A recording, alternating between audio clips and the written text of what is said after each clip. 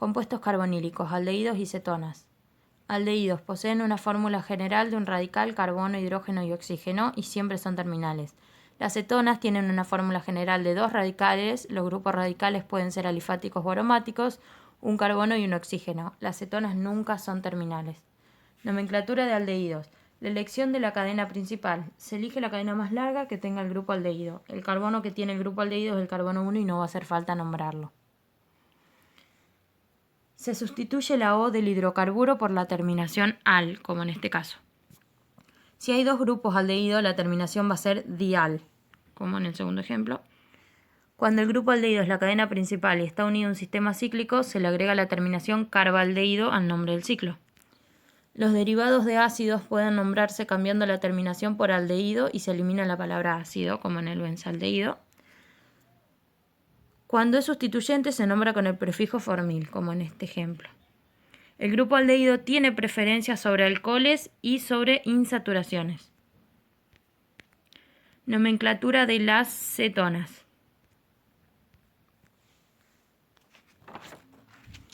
Para la elección de la cadena principal se elige la cadena que tenga el grupo carbonilo y se numera por el extremo que se le asigna el localizador más bajo. Para nombrarlo se cambia la terminación O del hidrocarburo por el sufijo ona indicando su posición, como acá, como en este ejemplo. En el caso de que haya más de un grupo carbonilo se agregan prefijos de cantidad y localizadores, como en el hexano 2,4-diona. Para las cetonas más simples y cuando los radicales son cíclicos se puede utilizar la nomenclatura funcional. En este caso se nombran en orden alfabético los 2 radicales seguidos de la palabra cetona, como en estos 3 ejemplos. Cuando el carbonilo es sustituyente se lo nombra con el prefijo oxo, como en los 2 últimos ejemplos. Las cetonas tienen prioridad sobre alcoholes, insaturaciones y radicales, pero no sobre aldehídos. Acá hay algunos ejemplos de aldehídos y cetonas.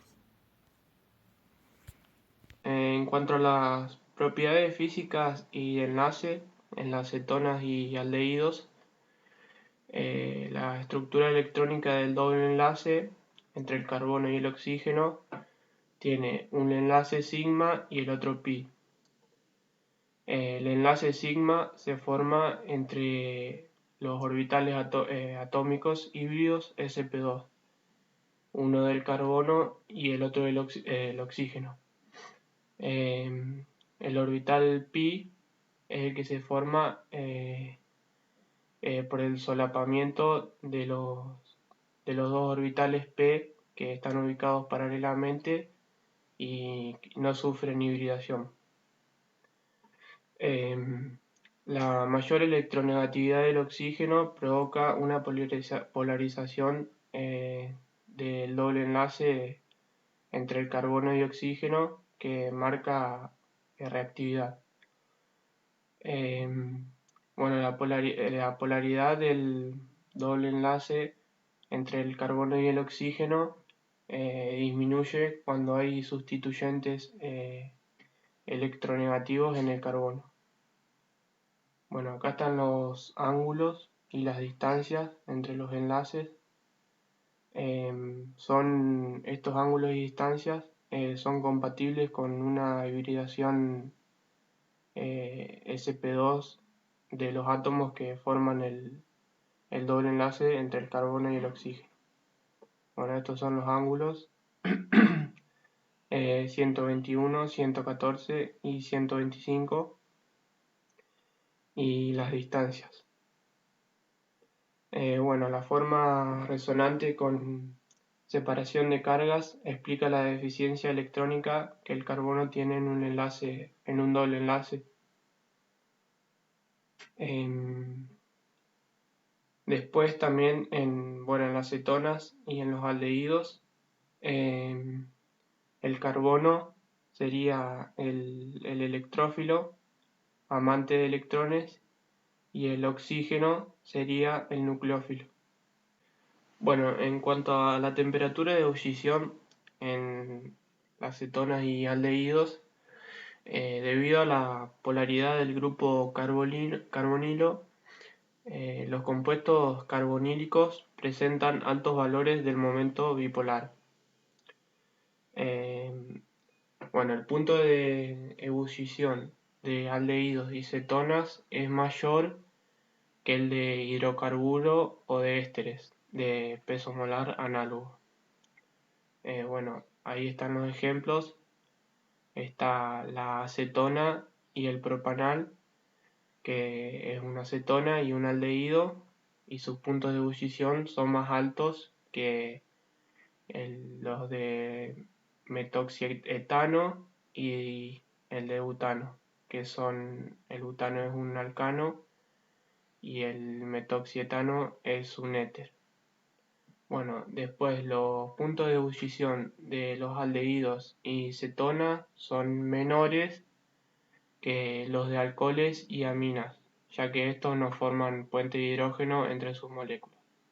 Bueno, ahí también está el ejemplo del propanol, que es un alcohol y su punto de ebullición es más alto que el de todos los otros compuestos. Bueno, en cuanto a la solubilidad de las cetonas y aldehídos, estos compuestos son buenos disolventes de las sustancias hidroxílicas polares como los alcoholes.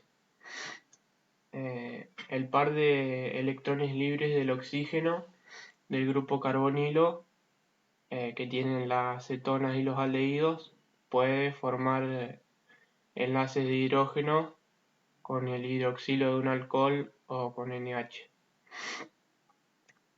Las cetonas y los acetaldehídos son miscibles en agua. Bueno, en cuanto a su estructura, los primeros aldehídos y cetonas son solubles en agua. En su estructura tienen de 1 a 4 carbonos. Después, a partir de los 5 carbonos, en su estructura son poco solubles o insolubles en agua y solubles en disolventes orgánicos. Bueno, y los aldehídos y cetonas de hasta 12 carbonos son líquidos. Bueno, los alifáticos, compuestos alifáticos, tienen densidades próximas a 0,8 y por lo tanto flotan en el agua.